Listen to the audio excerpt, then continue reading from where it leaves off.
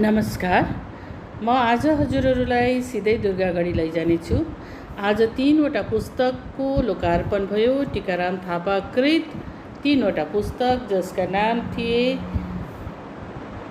केलाएर फ्याँकिएका कुष्ठाहरू कविता सङ्ग्रह, गाउँ के उस पार हिन्दी कविता, साथै अर्को पुस्तक मैले बोलाउँदा बोल्दै नबोल्ने 3वटा कविता सङ्ग्रह, एउटा हिन्दी अनि 2वटा नेपाली कविताहरूको लोकार्पण भयो। यो कार्यक्रम नेसा प्रशको आयोजनामा थियो भने यस कार्यक्रमका वक्ताहरू तथा उद्घोषकद्वय थिए डाक्टर सुकराज दियाली अनि शरद छेत्री। साथै यस कार्यक्रमको अध्यक्षता गर्नुभएको थियो साहित्यकार युवराज काफ्ले सरले। अनि सिलिगुडीका गण्यमान्य व्यक्तित्वहरू उपस्थित थिए र विभिन्न विषयमाथि चर्चा भयो। साथै हिन्दी साहित्यका कविहरू पनि उपस्थित हुनुहुन्थ्यो। कारण एउटा कविता सङ्ग्रह भने हिन्दीमा लेखिएको हुनाले गर्दाखेरि ती कविता सङ्ग्रहको समीक्षा हाम्रा हिन्दीका कविवरहरूले गरेका थिए भने चापागाई सरले पनि हिन्दीमा राम्रोसँगले आफ्नो प्रस्तुति दिनुभएको थियो। अनि सम्बर्धना कार्यक्रम साथसाथै यस 3वटा पुस्तक विमोचन सुसम्पन्न भयो दुर्गागढीमा नेसा प्रशको तत्त्वावधानमा। र यसका केही झलकहरू सम्पूर्ण रूपले त म देखाउन सक्षम छैन, तर केही झलकहरू र उहाँहरूलाई सम्मान दिएको हामीले यहाँ फोटोग्राफ्सहरू लिएर आएका छौँ। सानो सानो भिडियोहरू तपाईँहरूलाई देखाउन चाहन्छु र हेरेर यसको रसस्वादन लिनुहोला भन्ने मेरो अनुग्रह छ।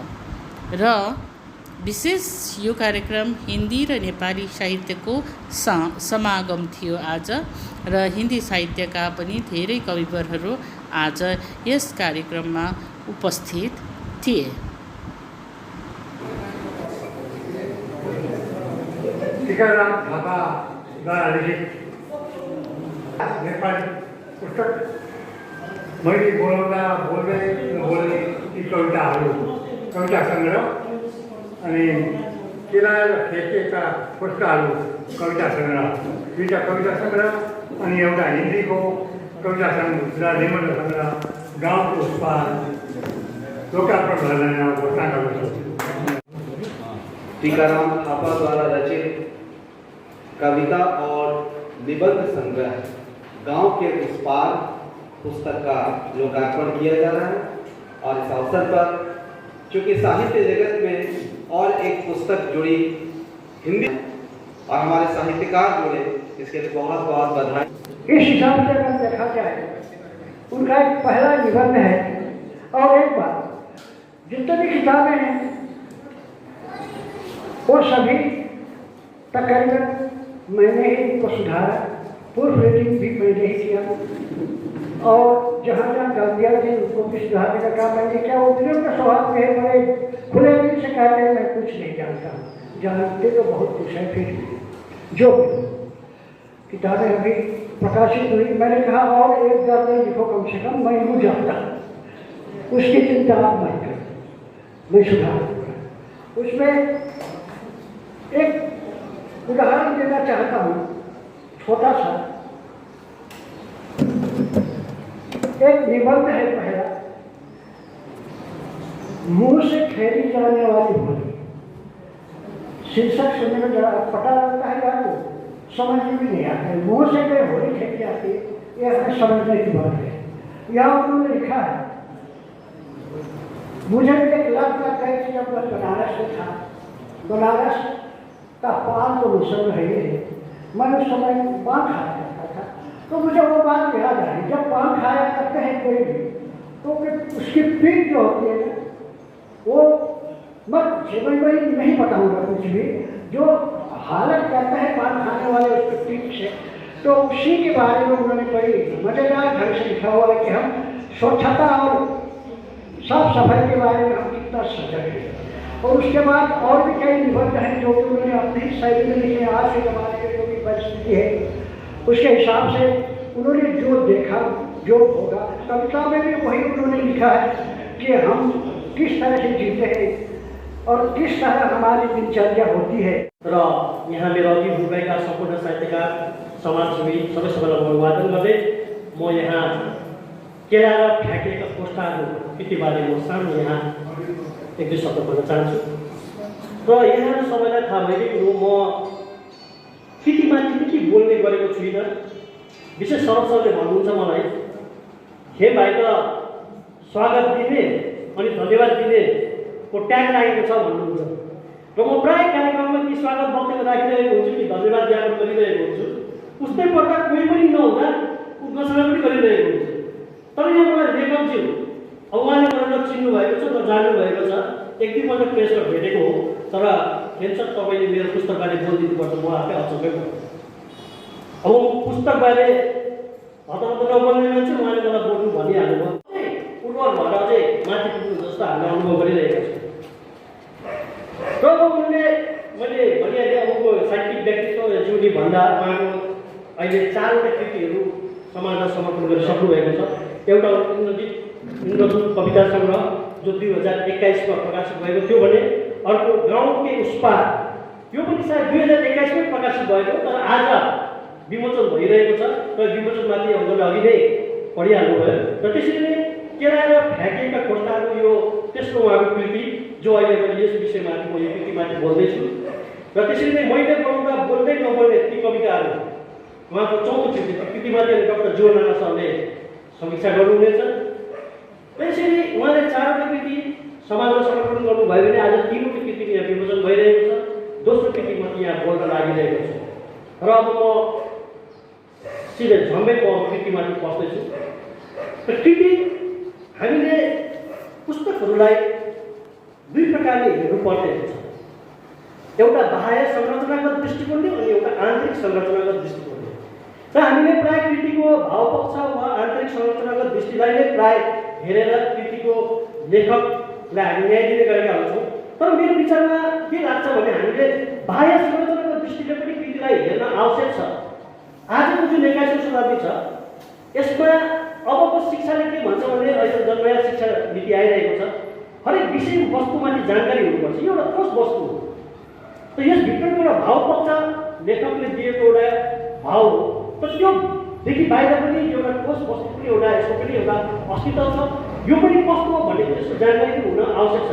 र त्यसै विषयमा जानकारी निम्ति अहिले युजिसी युनिभर्सिटीले पनि विद्यार्थीहरूलाई यो बाह्य संरचनागत दृष्टिकोणले हेर्नुपर्छ भनेर उत्तर बङ्ग विश्वविद्यालयका विद्यार्थीहरूलाई कृति समीक्षा या कृतिको निरूपण गर्दा कृतिको बाहिर ठोस विवरण पनि हुन आवश्यक भएकोले गर्दा विद्यार्थीहरू प्रत्येक वर्ष मेरोमा आएर कृतिको यो टेक्निकल भनौँ न, यो कृति कस्तो हो, के हो, कति खण्डमा छापेको छ, कस्तो छ भन्ने कुरोको जानकारी लिन आउने गर्छ। र त्यो अति आवश्यक छ। म अर्को पक्षबाट पनि भन्छु किन आवश्यक छ भने मेरो हातले भनौँ न, अब म फिटाउने हुँदा जब मैले प्रेस चलाउँदै थिएँ त्यो मान्छे भगिन्छ त्यो कुरो जानेको छैन भने म 32 वर्षको उमेर 33 वर्षको उमेर थिएँ। म प्रेसमा जब प्रेस चलाउँथेँ त्यतिखेर अलिकति मान्छे चञ्चल हुन्छ, अलिक लोभी पनि हुन्छ। एउटा मान्छे आयो किताब छाप्न, उसले मलाई किताबबारे सोध्दै पनि मैले उसलाई बुझिहालेँ। मान्छेले किताबबारे केही जान्दैन। उसले नजानेपछि मैले उसलाई अलिक ठगिहालेँ, 5000 बेसी भनिहालेँ। अब त्यो उसले नजानेकोले गर्दा अन्त म फेरि छिटोले भएर अलिक लोभ त्यतिखेर। तर आज म त्यस्तो गर्दिनँ। आज म धेरै परिपक्व भएको छु। र अब त्यस्तो स्थिति पनि हुन्छ। त्यसले गर्दा हामीले यस्तो जानकारीहरू राख्नु छ। अहिले विश्वविद्यालय यो कुरोहरू जानकारी गराउनु खोजेको कारण चाहिँ मलाई यस्तो कुरोहरू लाग्छ। किनभने हामीले सबै विषयमाथि जानेको हुनुपर्छ। र त्यसैले त यो कृतिको अब ठोस भारतीय साहित्यलाई दिइसकेकी छिन्। यति सानो उमेरमा भाषा साहित्यको निम्ति निरन्तर लागि परेकी राणा हाम्रो जातिको गौरव पनि हुन्। पिता डाक्टर जीवन राणा र आमा अमृता राणाकी सुपुत्री राणा वर्तमानमा सलेसियन कलेजको अङ्ग्रेजी विभागकी उप प्राध्यापक पदमा रही शिक्षा प्रदान गरिरहेकी छिन्। प्रधानमन्त्री युवा मेन्टरसिप योजनाको निम्ति भारतको विभिन्न राज्यहरूबाट 16,000 युवा लेखकहरूले आवेदन गरेका थिए। यस स्कलरसिपका निम्ति राष्ट्रिय स्तरमा 75 जना युवा मात्रै छनौट भएका छन्। पश्चिम बङ्गाल राज्यबाट 6 जना चयनित मध्ये राणा नेपाली भाषी एकैजना हुन्। उत्तर बङ्गाल र सिक्किम क्षेत्रबाट केवल मनिका राणाको छनौटले हाम्रो भाषा साहित्यमा राष्ट्रिय स्तरमा सहभागिता भएको नेपाली साहित्य प्रचार समिति खुसी व्यक्त गर्दछ। यसरी उप प्राध्यापक मनिका राणालाई प्रधानमन्त्री युवा मेन्टरसिप योजना अन्तर्गत युवा लेखक राष्ट्रिय स्कलरसिप प्राप्त गरे बापत सिलगढी नेपाली साहित्य प्रचार समिति सम्बर्धनार्थ पुर्याउँदछ। यहाँको सुस्वास्थ्य, उन्नत कर्म जीवनको शुभेच्छा, शुभकामना र शुभाशिष र सुस्नेह प्रदान गर्दछौँ। र असम भन्नुपर्दाखेरि बहुभाषिक भाषाहरूको केन्द्र हो। असममा हाम्रो उत्तर बङ्गालमा जस्तै थुप्रै जनजातिका भाषाहरू छन् र त्यहाँ त्यस ठाउँमा हाम्रो नेपाली भाषीहरू पनि आबाद भएका छन् र त्यहाँ हाम्रा नेपाली भाषीहरूले थुप्रै भाषा बोल्छन् अनि जान्दछन्। भारतीय नेपाली साहित्यमा हेर्नु हो भने सबैभन्दा बढी भाषा जान्नेहरूमा आसामकाहरू छन्। यो हामीले भन्नुपर्छ। आसामकाहरूले 4वटा 5वटा भाषा बोलिरहेका हुन्छन्, लेखिरहेका हुन्छन्। त्यतिको भारतमा अन्य क्षेत्रमा पाइँदैन। र आसाममा हिन्दीको पनि राम्रो प्रभाव छ। यसैले होला अब यहाँ हामी हिन्दीका 2 जना वरिष्ठ साहित्यकारहरू देख्दैछौँ। डाक्टर राजेन्द्र साहब हुनुहुन्छ, वरिष्ठ सम्पादक साहित्यकार, हाम्रा युवा साहित्यकार डाक्टर साहब हुनुहुन्छ। खुसी लाग्यो मञ्चमा यसरी हाम्रो हिन्दी भाषीलाई निमन्त्रणा भएकोमा। र असममा हिन्दीको प्रतिभासम्म पढाइएको छ। राज्यमा त छँदैछ, राज्य विश्वविद्यालयहरूमा। अनि असमको सासाना राज्यहरू जति पनि छन् ती सबै राज्यहरूमा सेन्ट्रल युनिभर्सिटीहरू छन्। मेघालयमा, त्रिपुरामा, अरुणाचल प्रदेशमा, सिक्किम पनि उत्तर पूर्वमै पर्छ। ती जम्मैमा PhD हिन्दीको पढाइएको छ। हिन्दी चलिलो भएको बङ्गला भाषामा राजकीय कामहरू हुने गर्थ्यो। मेरोमा एउटा डकुमेन्ट्स मैले राखेको छु, त्यसमा असमियामा थिएन, बङ्गलामा। त्यो डकुमेन्ट्स मैले मसँग सङ्ग्रहित छ। बङ्गलामा काम भएको, पछि गएर असमिया भाषा आएको र असमिया भाषा विकास भएको हो। तर हाम्रो यताका नेपालीहरूले सम्पूर्णले बङ्गालमा पढ्न लेख्न जान्दैन बङ्गालमा। तर असममा बस्ने नेपालीहरूले सबैले असमिया बोल्छन्, सबैले लेख्छन्। यो एउटा हाम्रो जातिको उपलब्धि पनि हो। र भारतमा नेपालीहरूमा सबैभन्दा बढी हिन्दीमा विद्वानहरू चाहिँ आसाममा छन्। PhD पढ्नेहरू, हिन्दीमा MA पढ्नेहरू सबैभन्दा बढी भारतमा नेपालीहरूको कुरा गर्न खोजेको छ। र यस्तो ठाउँमा चाहिँ साहित्यको विकास राम्ररी भएको छ। र साहित्यको विकास जुन प्रकारले भयो, यसले हामीले एउटा श्रेय चाहिँ नेपाली साहित्य प्रचार समितिलाई पनि दिनुपर्छ। यो कुरो ओझेलमा राखिएको छ, लुक्नु हुँदैन। नेपाली साहित्य प्रचार समितिले जब प्रचार प्रसार गर्यो असमको सम्पूर्ण भेगमा, त्यसपछि त्यहाँका साहित्यकारहरूले साहित्य अध्ययनमा रुचि देखाउँदै नेपालीमा मास्टर डिग्री गर्दै पछि धेरै साहित्यिक उनलाई तिमीले भन्छु, किनभने उन मेरा अत्यन्त प्रिय छात्रहरूमध्येका एकजना। मैले उनलाई पढाएको हो र आज म उनको बारेमा बोल्न पाउँदा मेरा छात्रहरूले दिन 3-3वटा पुस्तक लोकार्पण गर्दा मलाई लाग्छ आज मेरा छात्रले मलाई उछिनेछन्। साहित्यको विकासको यही नै एउटा राम्रो ध्यान। टीकाराम थापाको जन्मदिन नै भएको कुरा अघि कता उसमा भनियो भने उनको छोटो जीवनीका बारेमा पनि भनियो, तर मैले उनी मेरा हातमा पढेका हुन् 1976-77तिर दिगबोईमा असममा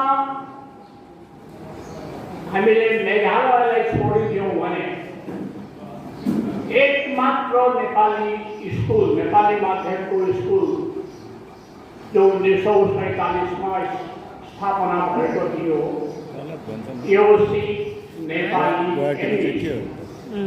आज विमोचित तीनवटा कृतिका लेखक टीकाराम थापाज्यू, मञ्चमा आसीन विशिष्ट अतिथिहरू अनि प्रेक्षागृहमा उपस्थित हुनुभएका मेरा सम्पूर्ण साहित्य प्रेमी दाजुभाइ दिदीबहिनीहरू,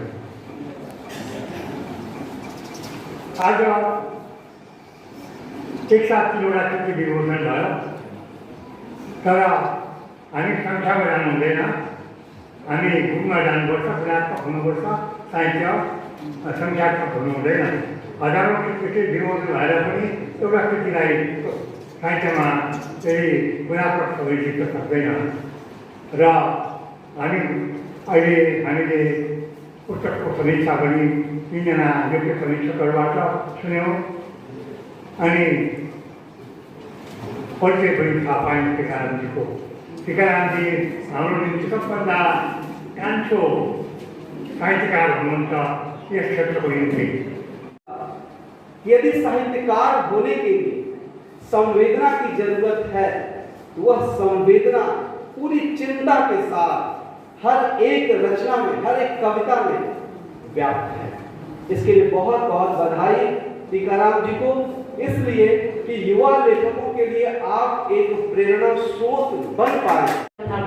तीन पुस्तकको लोकार्पण समारोहमा आज हाम्रा भाइ डाक्टर साहबलाई हामी सम्बर्धना जनाउन लाग्दा खुबै गर्व लागेको छ र उहाँलाई मेरो व्यक्तिगत तौरबाट पनि शुभकामना दिन चाहन्छु अनि बधाई टक्राउन चाहन्छु। यो लक्ष्य होइन डक्टरेट गर्नु भनेको, उहाँले 7 वर्षसम्मको परिश्रम गर्नुभएको छ। हाम्रो आँखाको अघि नै हामीले देखेका छौँ कतिवटा अडचनहरू उहाँको सामु आउँदै पनि उहाँले यति राम्रो गरिकन सफलता प्राप्त गर्नुभएको छ र उहाँको यो सम्बर्धना म पढ्न गइरहेको छु। सिलगढी नेपाली साहित्य प्रचार समिति संस्थापित 1974, पञ्जीकृत सङ्ख्या S/1L/15816, दुर्गागढी, फुलाङ प्रधान, सिलगढी, जिल्ला दार्जिलिङ। नागरिक सम्बर्धना पत्र श्री आजका प्रमुख अतिथि सभाध्यक्ष, हाम्रा उपाध्यक्ष बेङ्गल सापडाजी, डक्टर अजय साहु,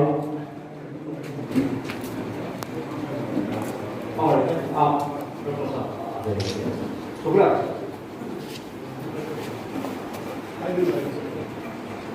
र सम्पूर्ण उपस्थित वर्गबाट डाक्टर सुकराज देवीलाई हार्दिक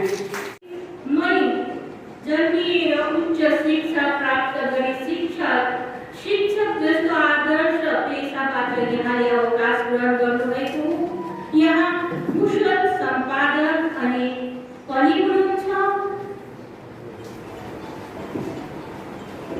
भन्ने पक्षलाई यहाँद्वारा सम्पादित ग्रन्थ, पत्र, पत्रिकाबाट प्रमाण रहेको पाइन्छ। 10 वर्षसम्म मैले नेपालको पर्वत भन्ने गाउँमा त्यहाँका डाँडा काँडा, गाई भैँसी, बाख्रा, खोला नालासित भिजेर मैले त्यहाँको 10 वर्ष तक बालक जीवन त्यहाँ बिताएको। यो बहुतलाई थाहा छैन होला, आज मैले यहाँ सेयर गर्न चाहन्छु। त्यसपछि फेरि आमा अब भारत फेरि जानुपर्छ भनेर फेरि 1973 सालमा अङ्ग्रेजी सन् 1973 सालमा म फेरि डिगबई फर्केँ। त्यहाँ हाम्रो पिताजीले आसाम ओइल कम्पनीमा कार्यरत हुनुहुन्थ्यो र उहाँ गएपछि फेरि फर्केर गएपछि 3 कक्षा तक म नेपालमै पढेको थिएँ शिशुबाट लिएर। अनि कक्षा 4 मा म फेरि त्यहाँ डिगबईमा आसाम ओइल कम्पनीको स्कुलहरू थिए। विभिन्न भाषाका सबै भाषाका मानिस भएको हुनाले अलग अलग भाषाका त्यहाँ स्कुलहरू थिए। बङ्गलाका अलग थिए, आसामिसका अलग थिए, नेपालीका अलग थिए, अङ्ग्रेजीको छुट्टै एउटा स्कुल थियो कार्मेल स्कुल भन्ने, और हिन्दी विभागका अलग स्कुल थिए। र त्यो विषयमा त्यत्रा स्कुल हुँदाहुँदै पनि हाम्रा अब मेरा मातापिताले नेपाली नै पढ्न पर्छ भनेर नेपाली एमई स्कुलमै हाल्नुपर्छ, एओसी नेपाली एमई स्कुल। किन त्यो स्कुलमा पढ्ने मौका त्यसैले पाउँछ जो कर्मचारी आसाम ओइल कम्पनीमा थिए, उनका छोराछोरीले मात्रै त्यहाँ पढ्न पाउने। र त्यसरी क्लास 3 मा नेपालबाट पढेर आएर म क्लास 4 मा त्यहाँ म भर्ना भएँ। त्यहाँ शिक्षक हुनुहुन्थ्यो। त्यसरी नै आज जुन संस्थालाई 1974 सालमा कलिलै उमेरमा लहरमा हामी तत्कालीन बङ्गला र नेपाली समाजमा हुर्किएका बढेका र सोही भाषा पढ्न बाध्य भएका मेरा साथी मेमलाल सापकोटा, त्यसरी नै यहाँ मञ्चमा आसीन म देख्दैछु बाल साहित्यमा अकादमी पुरस्कार प्रापक सुदर्शन अम्बटे, त्यसरी नै हाम्रो निम्तो स्वीकार गरेर यसभन्दा अघि पनि पाउ कष्ट गरेर आउनुभएको थियो मेरा हिन्दी भाषी साथी डाक्टर अजय कुमार साहु। त्यसरी नै यहाँ उहिले मलाई लाग्छ 1973 सालमा यो जुन बेला नेपाली साहित्य प्रचार समितिको गठनार्थ कुराकानी हुँदै थियो, जुन बेला हामी सोच्दैथ्यौँ त्यतिखेर नै पाठगाउँमा कविता पाठ गर्दै मैले भेटेको तत्कालीन युवा यहाँ उपस्थित अहिले पाठ गर्दा गर्दै तलबाट हरिभक्त कपाल क्रोधेश टेकेर आएर बङ्गर तेरो कविता भन्दाखेरि हामी भागारे भाग भएका थियौँ, सबै राजमार्गमा पुगेका थियौँ। त्यस 1973 सालमा भेट भएका मेरा साथी जुन आज सिलगढीको एकजना बासिन्दा भएर यहाँ आउनुभएको छ, आजको विशिष्ट अतिथिमा हुनुहुन्छ उहाँ भवैलाल लामेछानेज्यू। त्यसरी नै यहाँ भर्खर 1-1.5 महिना 2 महिना भयो, नभए त पहिलेबाट थाहा भएको, यहाँ डाक्टर रिजाल, कहिलेकाहीँ नाम पनि बिर्सिन्छु म, र ती डाक्टर रिजाल के पो नाम अरे सुरेन कुमार रिजाल कता कता पारिवारिक परोक्ष बन्धनमा पनि बेष्टित हामी रहेछौँ। म पनि बिर्सिन्छु, अलिअलि थाहा हुँदैछ भर्खर प्रत्यक्ष भेट। उहाँको पुस्तकको नाम सुपारी खेतीको विमोचनमा मलाई उहाँले फोनमा निम्ताउनु भएको रहेछ। साथीहरू अरू पनि जाने, साथीहरूले मलाई बोलाएनन्, जाने बेलामा मैले भुसुक्क बिर्सिएँ। त्यसरी बिर्सिने